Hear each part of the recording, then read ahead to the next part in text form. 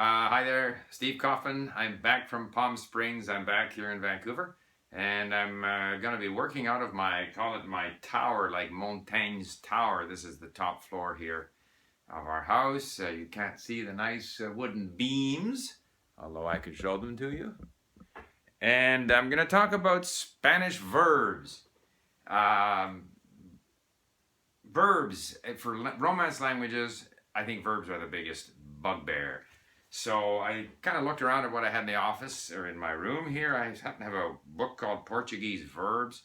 You look in it, commands, imperatives, affirmative, imperatives, verbs ending in this, that, and the other, or, ser, estar, ficar, pages and pages of irregular verbs, conjunctions, verbs expressing desire, doubt, volition. I mean, it's very intimidating, and all those different endings.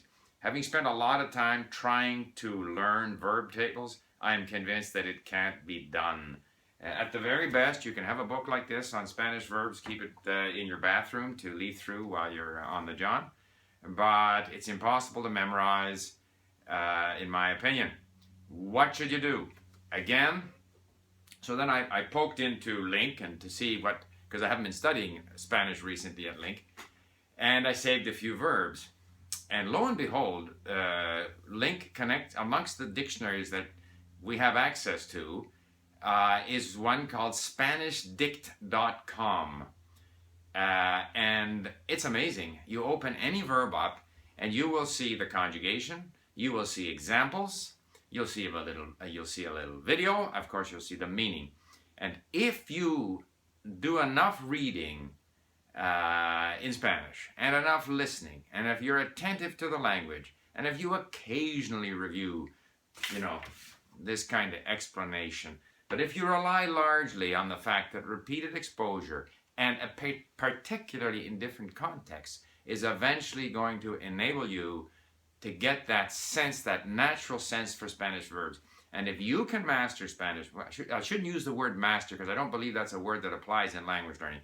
But the more familiar you become with Spanish verbs, the better your Spanish will become. And you won't have to worry as you go to use a verb is what is the form of the third person, singular, past tense, whatever, and so forth. It'll start to come out naturally. So my advice on Spanish verbs is lots of reading and listening. If you happen to be at LingQ, select Spanish Dict as your dictionary of choice. And even if you get a quick explanation of the verb via our user hints or via Google Translate, open up Spanish Dict, and just every time you come across a verb, quickly review the different conjugation endings, and then don't try to memorize it, and then go back to enjoying whatever content you're reading, and then of course listen to it. So I hope that's helpful, and bye for now.